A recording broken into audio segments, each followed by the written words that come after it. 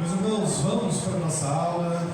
Como prometido semana passada, vamos pegar o capítulo 7 de Eclesiastes e ir mais agora versículo a versículo, aprendendo as suas lições, que são profundas, né? E não vai ser uma aula que nós vamos conseguir extrair toda a riqueza desse texto. Eclesiastes 7, abra comigo a sua Bíblia. Nós vamos ler agora do versículos de 1 a 4. Nós vamos ler de pouquinho em pouquinho. Antes, eu ia perguntar se alguma dúvida semana passada, mas as pessoas podem falar para a gente. Eclesiastes 7, de 1 a 4. Eu vou fazer a leitura, vocês acompanhem comigo. Diz assim: a boa fama é melhor do que um bom perfume, e o dia da morte é melhor do que o dia do nascimento. Melhor é a casa onde há luto do que ir à casa onde há banquete, pois naquela se vê o fim de todas as pessoas, e que os vivos o tomem em consideração. Melhor é a mágoa do que o riso, porque com a tristeza do rosto se melhora o coração. O coração dos sábios está na casa do luto, mas os dos sensatos na casa da alegria. Até aqui, vamos devagarzinho, de 4 em 4. Bom dia para vocês. Bom dia, seja muito bem-vinda conosco. Os primeiros 4 versículos do capítulo 7 de Eclesiastes, nós temos um contraste entre a alegria e o luto. A casa onde há festas e a casa onde há dor. E ele sempre traz para nós uma informação que nos confronta. Nós falamos sobre isso semana passada. É melhor estar na casa do luto do que na casa da alegria. É melhor o coração triste do que o coração alegre. E essas informações nos chocam, vão contra a nossa expectativa. Porque o que a gente prefere? Festa. A gente prefere alegria. A gente prefere estar num ambiente onde seja leve. Exato. Agora, quando nós estamos num ambiente de luto, de tristeza, quando a gente vai fazer alguma visita a alguém no hospital, ou alguém que está na UTI, aquele clima pesado, você gosta? Você sai de lá pesado, o ambiente. Precisa da obrigação. Então é complicado. E aqui nós temos alguns provérbios que nos mostram a questão de sabedoria.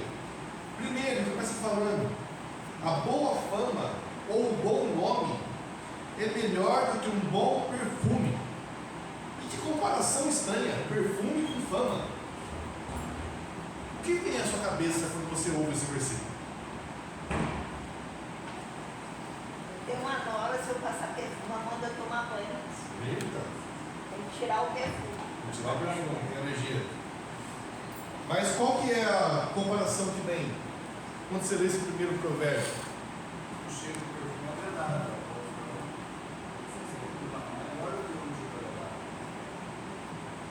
Se o cheiro do perfume já é bom, o bom nome é melhor ainda.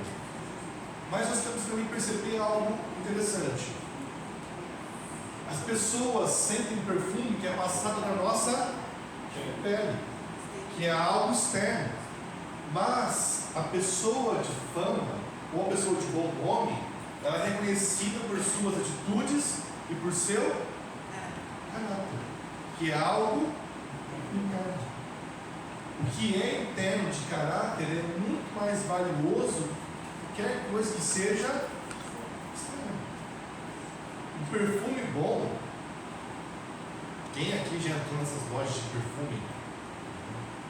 Quem já foi no aeroporto que tem lá, chama? Sephora, que é só perfume. Duty free. Você sai até meio.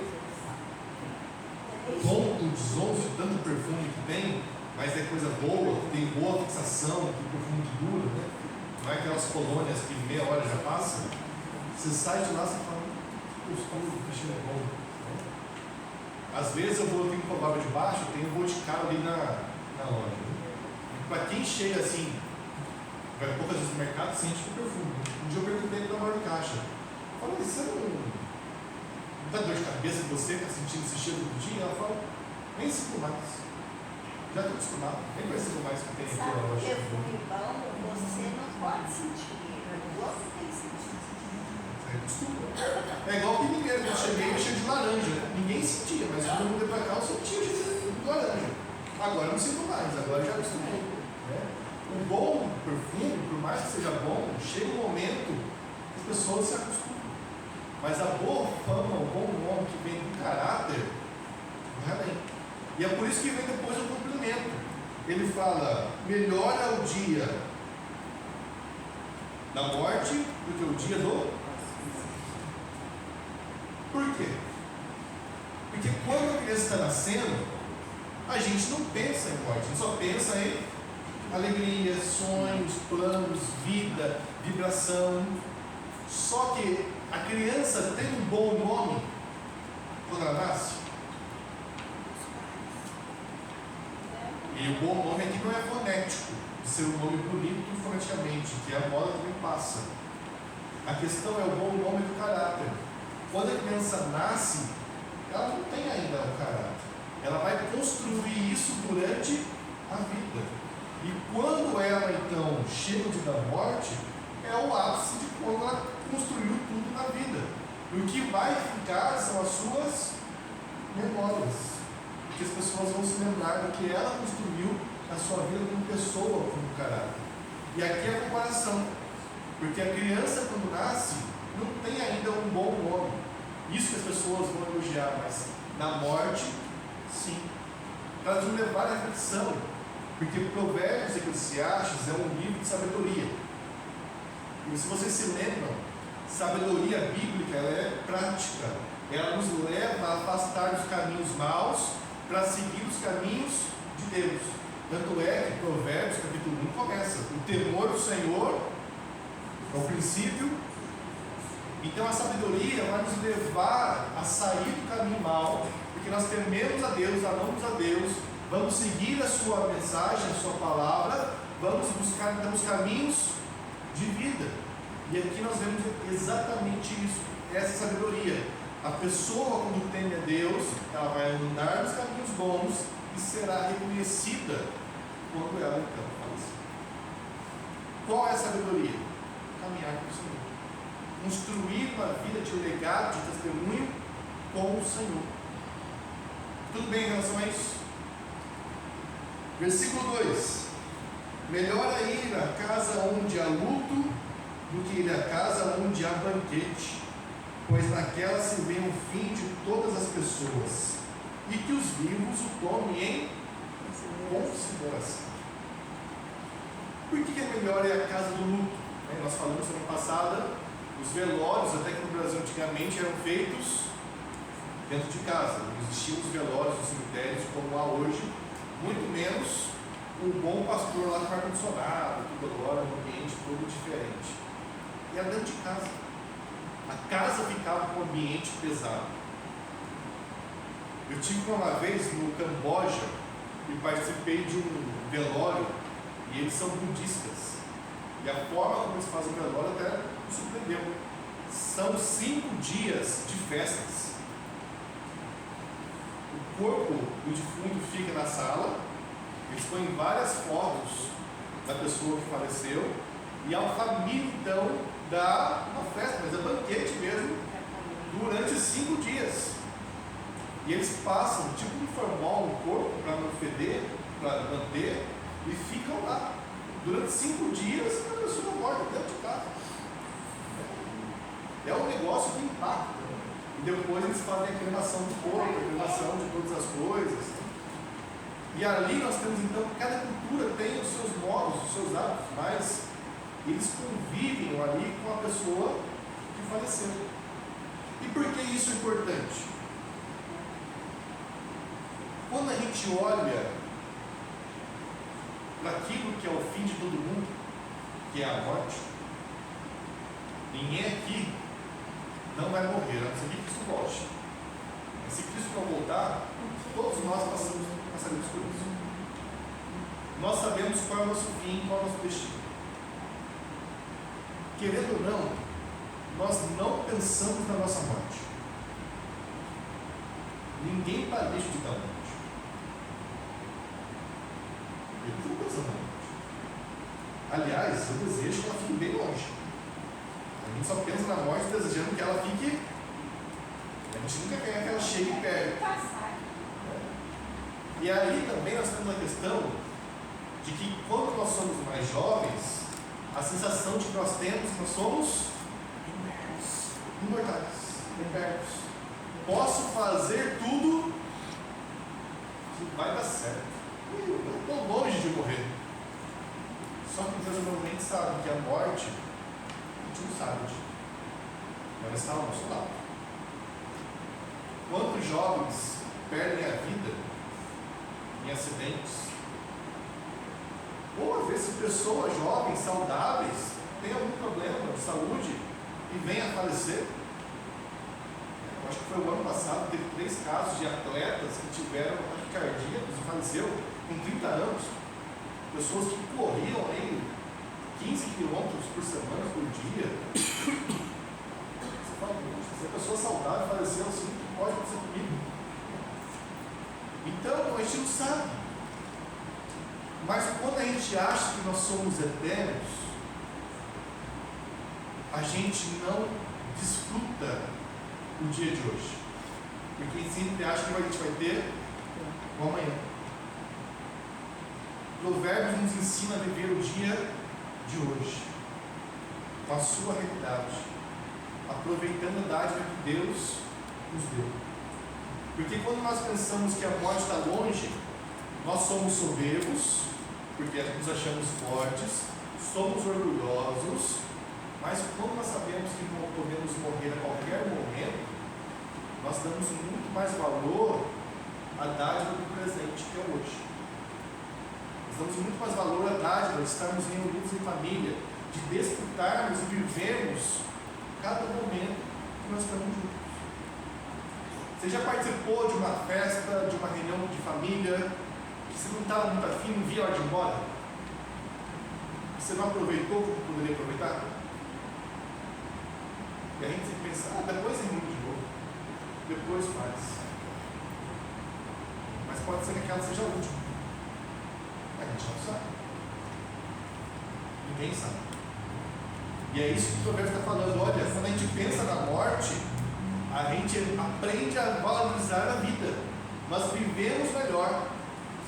Porque a casa onde só festa, a gente não pensa na morte, a gente sempre acha que amanhã vai haver nova festa. Só que a vida não é assim. Uma observação minuciosa na vida, a gente não percebe que é assim. Sabe um detalhe importante? Talvez hoje seja o seu último culto. Talvez hoje essa seja a sua última escola dominical. Como está o seu coração para louvar o Senhor hoje, se fosse o seu último culto?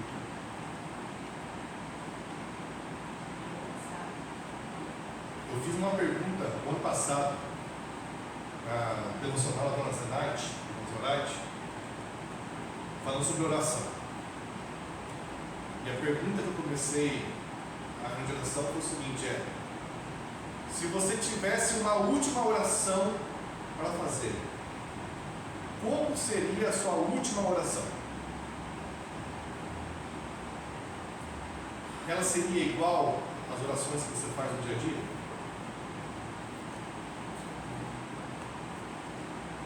Por que não?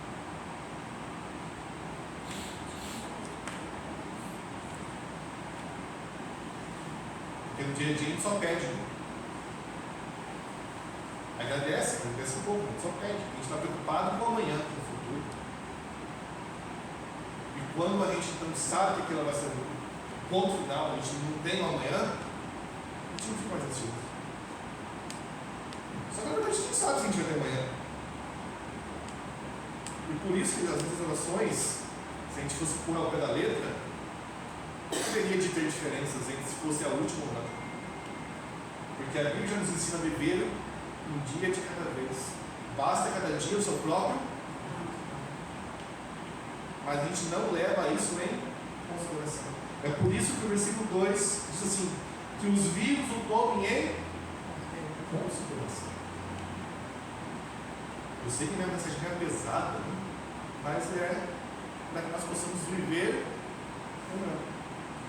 Versículo 3: melhor é a mágoa do que o riso, porque com a tristeza do rosto se melhora o coração. E novamente, melhor é a mágoa do que o riso. Semana passada a Patrícia e a Nação estavam aqui na igreja. Depois nós fomos almoçar juntos. Ela ficou indignada com esse versículo. Ela ficou perguntando: mas por que chorar é melhor? Por que a mágoa, a versão dela é o choro, né? Depende da sua tradução, vocês têm uma diferente, né? Eu tento ela pegar Provérbios, que eu acho que é 22, né? A Bíblia fala que o coração alegre é formosinho, o rosto, como que a tristeza é melhor? Ela tava... pegou ela esse versículo. Mas é justamente que quando nós passamos por um momento difícil, de tristeza, de mágoa, quando nós experimentamos depois o momento bom, alegre, ele é muito mais saboroso. Exemplo meu com a dieta. Um mês sem comer doces, eu levei a risca. Meus irmãos, depois que eu comi um brownie de chocolate com sorvete de creme, mas aquilo estava tão divino, mas estava tão gostoso. Eu falava: nossa, não parece que é tão gostoso assim antes. Mas porque quando você fica sem a escassez, quando você experimenta algo que é bom, te faz dar muito mais valor. Assim também é com a alegria. Nós precisamos de momentos de lutas, de tristeza, para darmos mais valor aos momentos alegres. É a mesma mensagem em palavras diferentes que ele está nos trazendo nesses 4 versículos. Você consegue compreender isso, perceber isso? Porque a gente só vive alegria se a gente só come brownie com sorvete toda a sobremesa. E como todo ser humano é chato, ele fala o quê? Enjoa. Já não dá mais valor. Já tive um amigo que foi na casa de uma pessoa muito rica, que tinha essas comidas.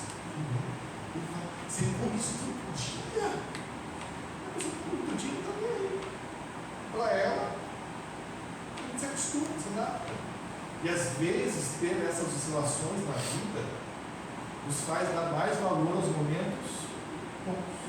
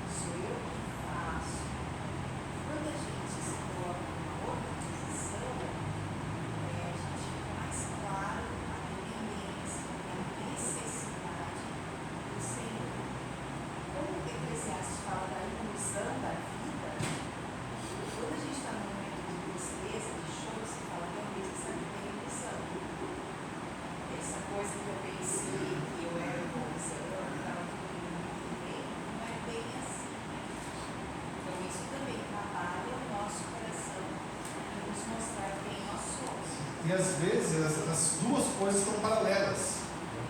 Ontem para mim foi um dia muito alegre, muito especial. Já agradecer a Deus aqui, porque não vai dar.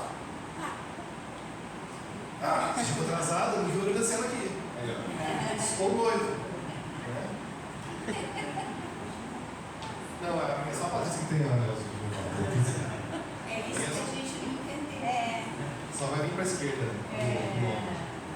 Mas foi um dia muito alegre para a gente. Né? Nós voltamos, era mais ou menos umas 7 horas, jantamos com a família dela. Só que a mãe dela ontem bateu o pé na cama limpando e quase quebrou o dedo. E aí a gente foi levar ela para o hospital depois da noite, porque estava com muita dor, inchou o pé dela e tudo mais. Então para a gente era um dia muito alegre. A gente passou a tarde comemorando, celebrando. Poucas horas depois a gente estava no hospital. Com a mãe, ela preocupada, cheia de criança tossindo, com dengue, pessoas sofrendo, nesse contraste. Aí meu cunhado mandou mensagem que o tio dele faleceu. Eu até comentei com ela, falei, olha assim como é a vida. Nós estamos vivendo um momento bom, mas ao mesmo tempo estamos em um lugar de luta, de dor, de choro. Meu cunhado está chorando agora perto do tio. E vai chegar esse momento que nós vamos enfrentar isso. Né? A vida é composta por isso. Não é tudo só alegria. Vem tudo junto. Vamos seguir em frente. A partir do versículo 5 até o versículo 7, ele vai fazer agora um comparativo entre o sábio e o insensato. Diz assim: melhor é ouvir a repreensão do sábio do que ouvir a canção dos tolos, pois com o crepitar dos espinhos debaixo de uma panela, assim é a risada dos tolos. Também isto é vaidade. Certamente a opressão faz do sábio tolo, o suborno corrompe o coração. Nós temos aqui algumas coisas importantes. Quando ele fala de melhor é ouvir a repreensão do sábio do que a canção dos tolos, a canção dos tolos é como se fosse bajulação. Alguém que fica te elogiando todo tempo.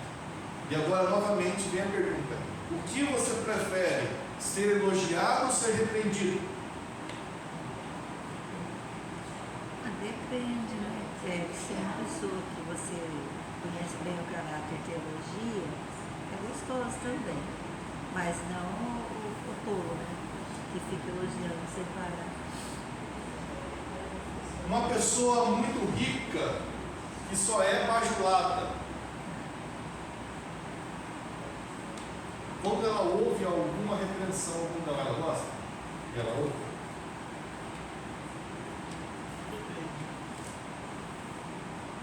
Algumas vezes sim, mas Tudo isso daí, eu vejo assim, o princípio da sabedoria é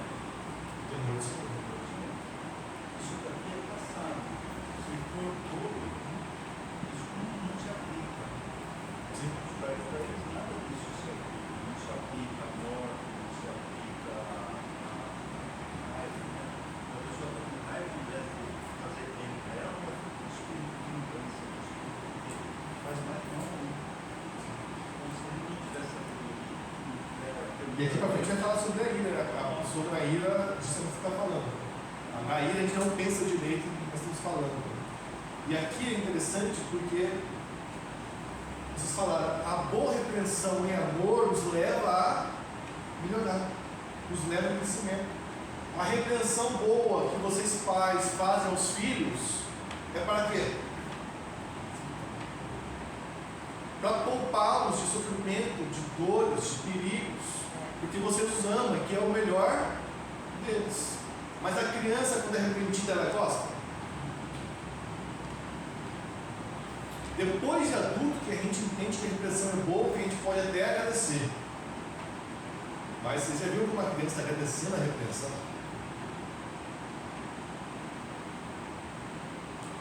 A Paty tem uma sobrinha de 1 ano e meio. E ela ama cachorro. Um dia ela foi em casa e viu um Sky que é grande. Ela queria enfiar a mão dentro da boca do Sky. E a gente não deixou. Óbvio. Por mais que o Sky seja manso, não faça nada, mas o tamanho da boca dela, qualquer fechadinha, já pode machucar. Ela deu um escândalo, que achou que fosse. Nós fomos uma das pessoas mais vilãs do mundo, e não deixou ela brincar com o cachorro. Mas com a repreensão bem dela. A retenção, para quem é sábio, vai reconhecer que aquilo é um crescimento para a vida. E a gente sabe que o elogio é bom, mas às vezes é falso. Por isso que ele fala aqui, como crepitar de espinhos debaixo de uma panela, assim é a risada dos tolos. Nós temos aqui uma expressão que é comum para o mundo antigo dos hebreus, que nós não entendemos ao pé da letra o que é significa. Júlio, o que para você é o... Essa palavra a gente não usa no dia, né? Crepitar de espinhos. Acabou de perguntar. Alguém quer ajudar o Júlio? O que é um crepitar de espinhos?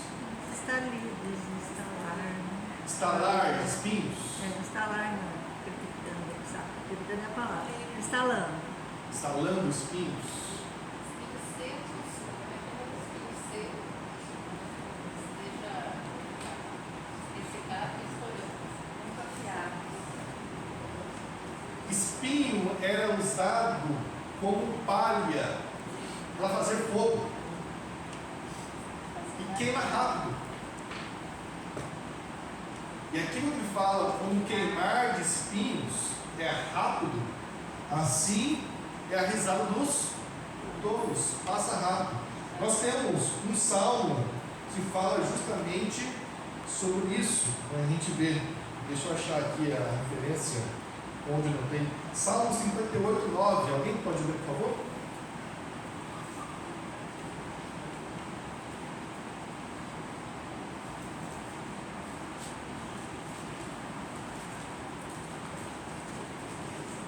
Como os pinheiros, antes que as janelas de vocês sintam neles o calor, tanto os verdes como os que estão em brasa serão arrebatados por um redemoinho. Como os espinhos, antes que a panela sinta deles, é tão rápido que nem esquenta a panela, queima tão rápido. E assim é essa mensagem, né? Porque se ouvir o elogio de um tolo que quer apenas baixular, é como um espinho que passa rápido, que não adianta nada, que vai passar. Diferente da retenção do sábio, que você vai carregar para toda a vida.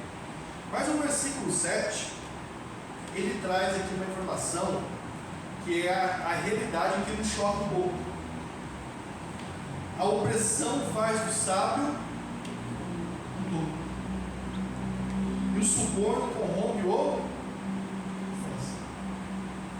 As pessoas que são sábias, que temem ao Senhor, debaixo de uma opressão muito forte, seja ela física ou até mesmo psicológica, elas podem desvirtuar.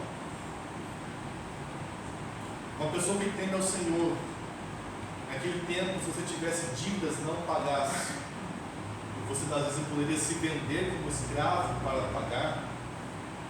Se ela fosse uma pessoa reta, depois de ter uma escravidão, ela poderia perder o sentido da vida e dar uma constatação perigosa que ele faz aqui. Para nós também não sermos soberbos e acharmos que temos domínio sobre tudo que acontece na nossa vida e que nada vai nos abalar. Porque a gente não sabe o que pode vir. O suborno corrompe o coração. Se a gente olhar para a política hoje e ver a bancada dos cristãos, que vergonha. Aqueles que falavam que nunca iriam se vender, quando apareceu muito dinheiro na frente, ficaram desanimados. Um sábio pode ser subornado. Acontece. E essa é uma constatação que nos aflige.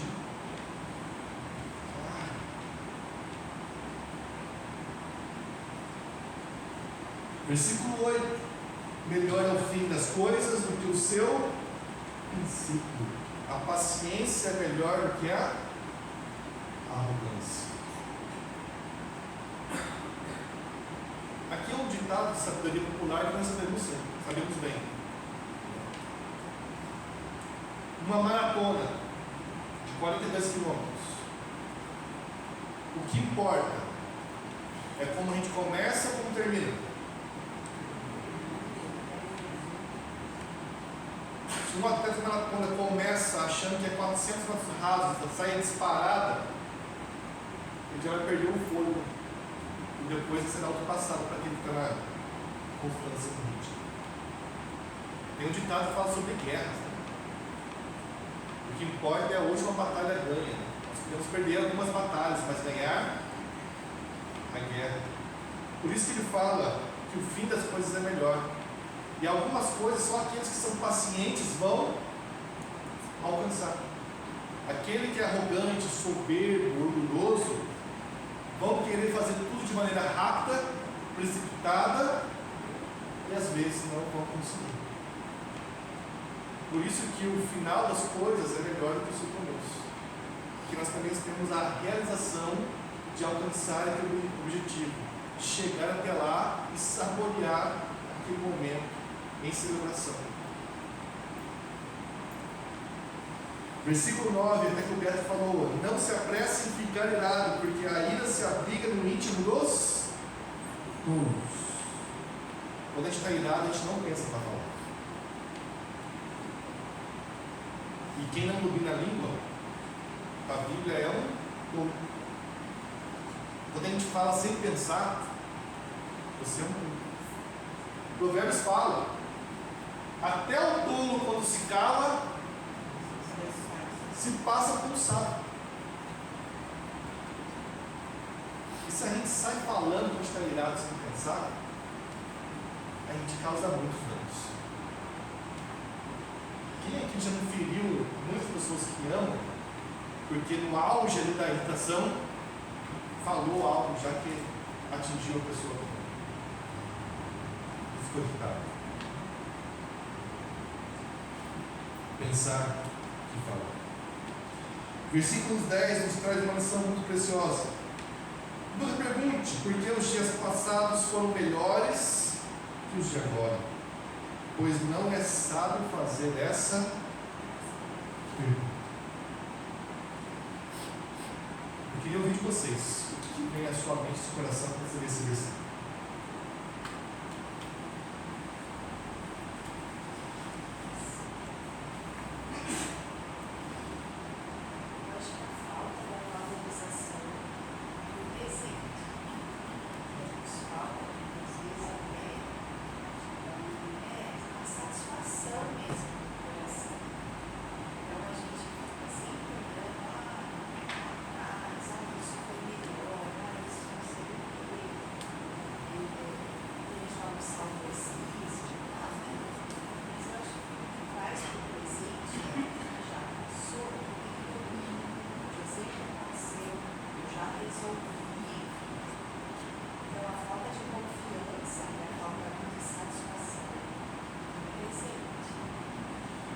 Eu passei 4 anos brigando com esse versículo e brigando com Deus.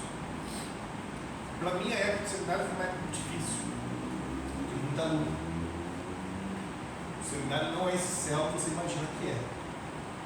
Um monte de pastores com a Bíblia, tendo culto, você fala, mas até ter anjos voando no seminário. Não é nada disso. Não vem entrar nos pormenores, porque agora de que não é. Mas eu vim de uma realidade que era bem diferente, oposta ao seminário, que era o campo missionário, a vida da Jordânia, que é um ambiente muito mais piedoso, de busca. Foi onde eu vivi muitos milagres, amigos de ministério que até hoje caminham comigo, que foi um negócio maravilhoso. E foram 6 anos da minha vida assim, espetaculares. Eu nunca quis ser pastor, nunca sonhei ser pastor. Nunca passou na minha mente ser pastor. E quando Deus me levou para o seminário, na minha mente era uma preparação para eu voltar para o campo missionário. A minha vontade, o meu desejo era ser missionário no Oriente Médio. Era estar com o livro no André, que veio aqui. A gente tinha planos juntos de voltar para o Oriente Médio. E para mim, o seminário é apenas uma capacitação teológica para me preparar melhor para esse desafio. E quando Deus foi fechando as portas, os 4 anos que eu fui no seminário, eu não tinha como não brigar com esse versículo. Eu falava, Deus, os meus anos de jogo foram muito melhores do que os teus. É difícil, não é. Mas o Senhor fala que não é sábio fazer isso, mas eu não consigo não fazer. Eu não consigo não comparar. E esse versículo me intrigava. Só que tem uma verdade. A gente não pode resolver as dificuldades, as lutas, o choro do presente, apenas pensando numa outra época. Ao mesmo tempo que para mim estava sendo uma luta secular, eu tinha um amigo que para ele era o sonho da vida dele estar lá. Ele estava plenamente realizado. E aquilo me incomodava tanto. Como você está feliz aqui? Mas o problema não era o lugar. Era o meu coração. O problema não era ele. O problema era ele. O meu coração precisava resolver algumas coisas com Deus internamente, de aceitar, de entender. Hoje eu dou glórias a Deus, porque eu precisei passar por essa fase difícil e entender de que Deus tinha outros planos. E eu estou hoje muito feliz e realizado de ser pastor e estar aqui com vocês. Mas foi um processo de lapidação do meu coração que levou tempo, que não passou do dia para a noite. Foram 4 anos no seminário, depois mais 3 no ministério ainda. Mesmo como pastor eu queria fugir. Eu não quero igreja não, eu quero ir embora. Eu quero funcionar. Sabe? Ano após ano eu fazia plano para ir embora. Teve uma época até que o Luiz Fernando falou, vai embora, o que você está fazendo na igreja? Está na sua cara que você não quer isso. Eu olhava assim para ele. Deus, aí. Mas esse versículo também contrasta um pouco com aquele que fala, trazer à memória as coisas que foram boas, porque ao mesmo tempo é muito importante a gente ter gratidão por coisas passadas. É a diferença, né?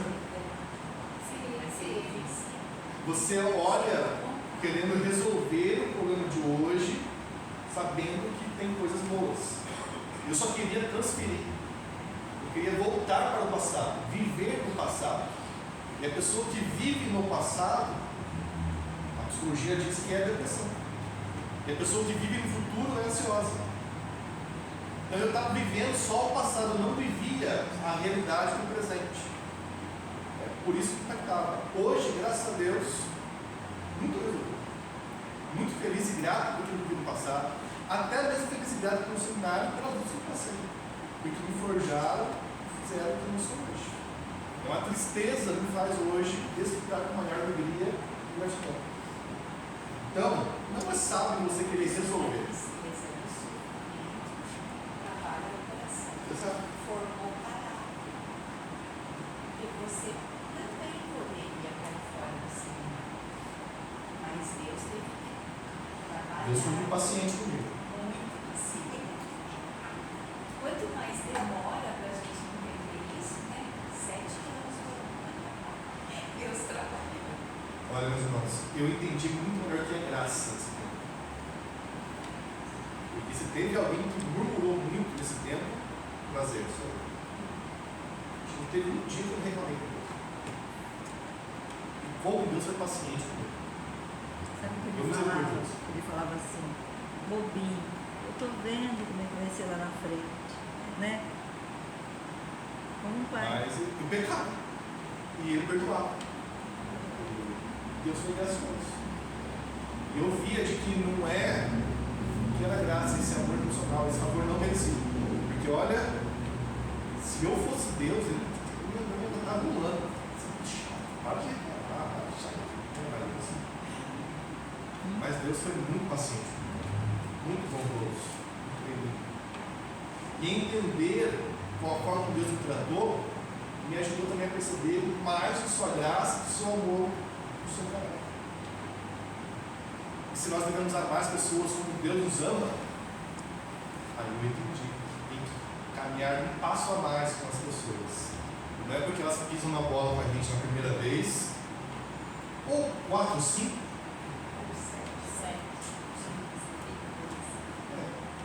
Pedro já nos ensina isso, né? Quantas vezes eu devo perdoar aos irmãos? 70 vezes 7. E hoje eu entendo como Deus foi gracioso comigo. É pura graça. Porque se dependesse de mim, e meus irmãos, da minha nossa doutrina, se dependesse da minha salvação, eu estava perdido. Porque o tanto que eu ali pequei. Moisés também queria fazer o serviço de ajuda até de razão. Teve paciência com ele. Porque tem que querendo ou não querendo. Não, mas o Moisés, Gideão também queria, morrendo de medo. Deus foi lá e fez. Josué também estava morrendo de medo, Deus teve que capacitar ele a fazer. Tem muitas coisas que a gente não quer fazer, não quer passar, mas Deus nos leva a viver isso. Pastor, quantas vezes eu quis desistir nessa luta que eu tive durante anos? Eu cheguei no final das minhas forças e eu falava, não era tudo interno, tudo uma clínica, mas não fui eu, fui Deus, né? Deus nos dá graça. Então não viva no passado. Como a gente já falou, traga ao coração esperança para continuar lutando, porque vem dias melhores. Nós temos dias de choro, de alegria, que são os ciclos da vida. E a gente só não sabe a duração deles. Ter gostado do passado não é errado. Não, vocês têm que passar não, né? Não é errado. Viver no passado. Vivia o passado.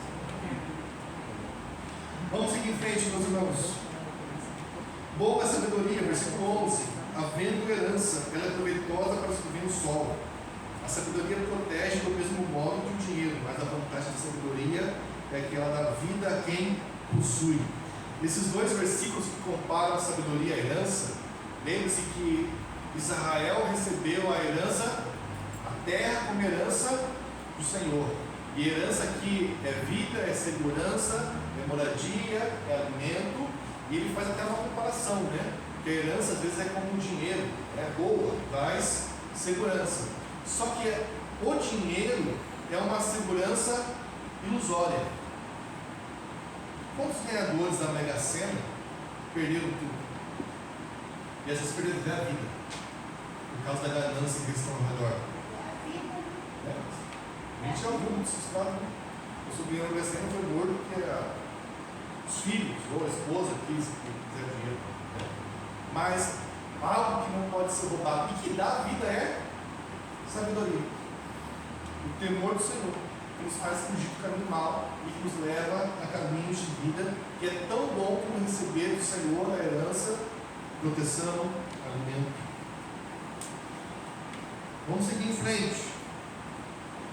Versículo 14. No dia da prosperidade, seja feliz, mas no dia da adversidade, considere que Deus fez tanto este como aquele, para que o ser humano não descubra nada do que há de vir depois dele.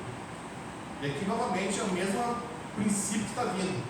Nos dias bons, seja feliz.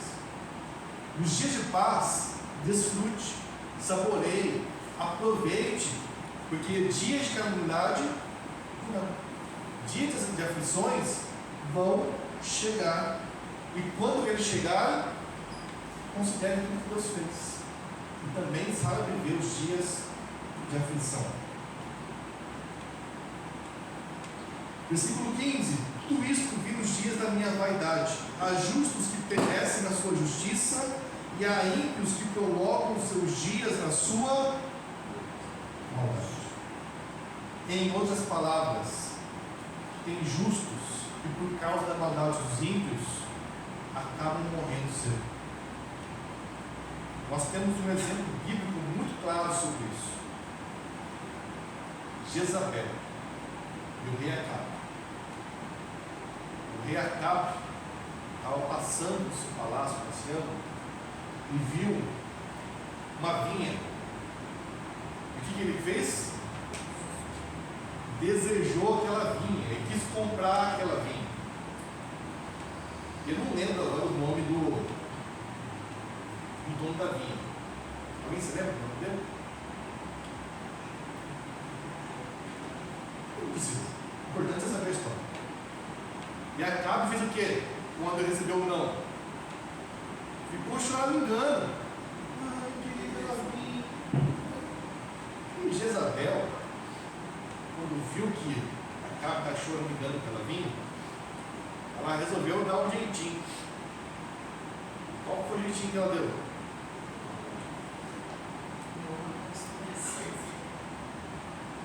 E o dono daquela vinha morreu. Morreu honesto. Morreu. E aqueles dois que eram ímpios na sua maldade viveram mais do que ele.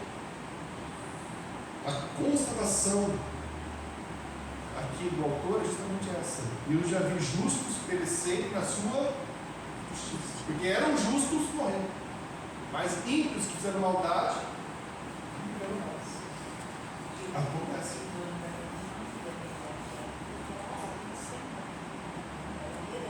Sim. Boa. João? Não é tão bom porque morreu. Morreu na sua justiça.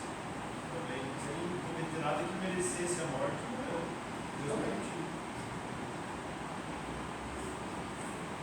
Essa semana teve um caso em Campinas de um motorista de Uber que foi sequestrado, levaram ele até o Jardim Tatinga, lá que é bem pesado de prostituição de drogas, e lá assassinaram ele com 10 tiros.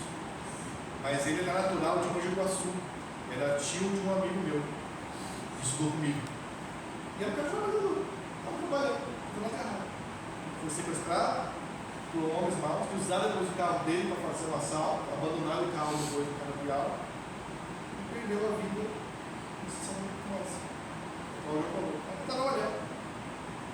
Acontece isso, infelizmente.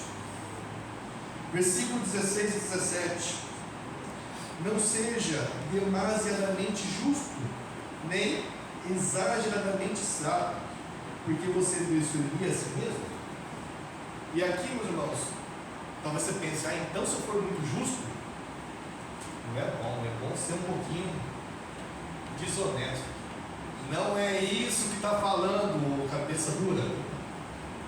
Aqui está falando de maneira irônica. A tradução em português literal diz isso. Mas existem expressões idiomáticas de cada língua que é preciso fazer a sua correta interpretações.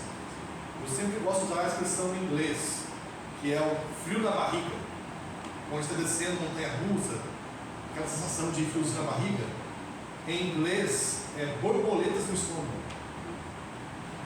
Se a gente fizer a tradução literal, borboletas no estômago, a gente não vai entender. Nem se a gente fizer a tradução em português para o inglês, frio na barriga, vocês não vão entender. Mas o contexto nos faz entender. Aqui está falando de maneira irônica. Se você é soberbo e se acha muito justo, isso não cai bem. Aqui é questão de você ter uma autoavaliação de si mesmo muito elevada. Então, se você acha que é muito justo e extremamente sábio, você vai escolher si mesmo. Ninguém consegue ficar uma pessoa que se acha muito. É difícil. Só que a mesma coisa acontece no oposto. O 17. Se você se acha muito perverso, tolo, por que você morreria antes da hora? Só que isso a gente pode lembrar um pouquinho de questões de facções.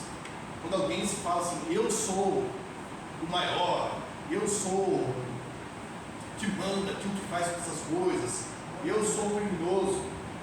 Você vai arrumar disputa e você vai arrumar alguém que quer ser melhor que você. E vai o quê? Nesse âmbito. Então é um convite a nós sermos moderados e humildes, a não sermos soberbos. Sabedoria, não seja soberbo ou orgulhoso, seja humilde. Versículo 20: não há nenhum justo sobre a terra que faça o bem, que não É. E aqui eu quero responder uma pergunta que a Regina fez semana passada. Eu deixei de propósito para hoje. Suzana também aqui já ficou. Porque nós temos aqui uma contradição. Se no versículo 20 ele fala que não há nenhum justo sobre a terra, ninguém que faça o bem,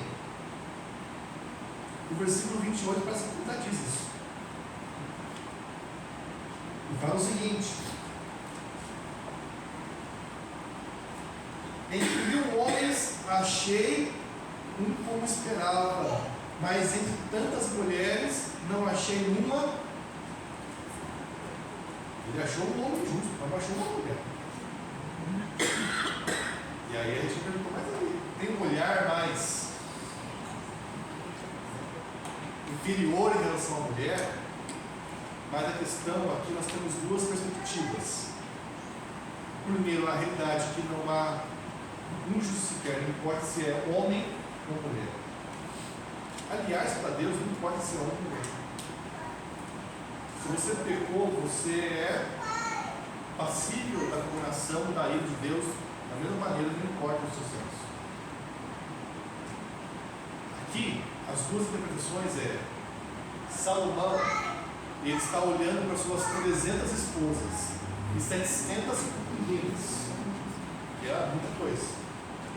E ele queria então achar a perfeição em alguma delas, ou a sabedoria na forma como ele era sábio. Eles estavam comparando a sabedoria delas com a dele. E por isso que fala que não achou nada. Só que Salomão caiu na garra nas armadilhas dela. E por isso que ele fala que mulher é perigosa. Porque ele mesmo sendo o homem mais sábio do mundo, e ele se considerava então mais justo, mais sábio, por conhecer mais do que elas. Essa é uma aplicação para o contexto. Mas olhando a Bíblia no todo, nós apenas temos um homem justo. Um homem que não pecou. Um homem que foi o Filho de Deus. Jesus Cristo, que andou aqui nessa terra. Literalmente, uma única pessoa que é justa em Bíblia. Nós temos essas duas visões. Salomão se comparando as mulheres com a sabedoria, mas ele que caiu nas suas armadilhas. Mas ele diz no versículo 20: não há um justo. Então isso não quer dizer que as mulheres são menos do que os homens. Todos estão em pé de igualdade. Todos pecam, todos são maus. E homens também fazem ciladas, armadilhas junto com os homens. Então não tem diferença de classificação em relação a isso. Alguma pergunta em relação a isso da igreja? Ficou claro? Só uma consideração. Então, Salomão, quando ele fala, então ele pensa em si mesmo. E está pensando assim na sua sabedoria, comparando com as mulheres. Não havia nenhuma mulher das 1000 que estavam com eles que se comparava a ele. Então ele se achava superior. Ele era arrogante, assim, Exato. E Salomão, Mas né? ele também reconhece que Deus não fez muitos benefícios que ele se torna sábio. Entendi, eu também. Deus disse a ele que ele não faz mal mais sábio que ele na terra. E aqui, Eclesiastes é uma perspectiva humana da terra. Ele está olhando a vida como ela é. E ele foi considerado o homem mais sábio mesmo. E aqui novamente nós vemos, né?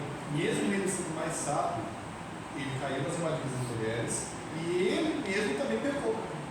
E ele passou por pressão de falar do sábio. O sábio pode ser corrompido, o sábio, ele foi. Pelas alianças militares da época, ok, casando. Ficando rico.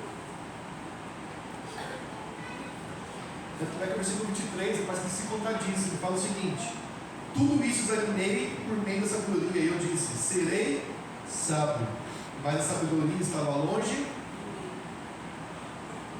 A sabedoria é um poço que quanto mais a gente acha que a gente vai alcançar um objetivo, mais você tem. Não existe um ponto final onde nós vamos alcançar. Isso que no final ele fala, né? Ele cansou e fala. Não, no último versículo 7, ele fala isso, ele fala, descobrir é somente Deus. Exato. É. Então, o homem mais sábio do mundo não foi completamente sábio ou totalmente sábio como poderia ser.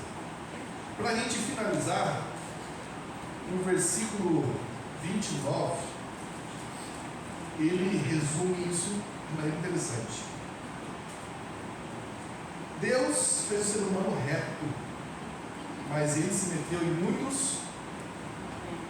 Algumas traduções falam que Deus fez tudo perfeito, ou o homem perfeito, não sei se você está assim, mas ele se envolveu em muitos problemas. Quantas vezes a gente faz isso? Eu fiz uma ilustração prática para a Patrícia desse versículo, quinta-feira. Eu estava voltando a pé para casa e as duas árvores que tem em frente à casa pastoral começaram a florescer. É aquela árvore é uma bênção. Uma bênção de sujeira. Que é aquela florzinha rosa que nasce no dia, seca e cai, e ela gruda no chão. Você tem quase que passar a vava para tirar aquilo. E ela suja o ano inteiro. Porque quando passa a florzinha, aí vem aquelas sementes. É uma bênção aquela árvore. Eu tirei uma foto daquela árvore florida, estava bonita. Eu levei para a Patrícia. Olha, Deus fez tudo perfeito, uma coisa linda. Ela tem um coraçãozinho.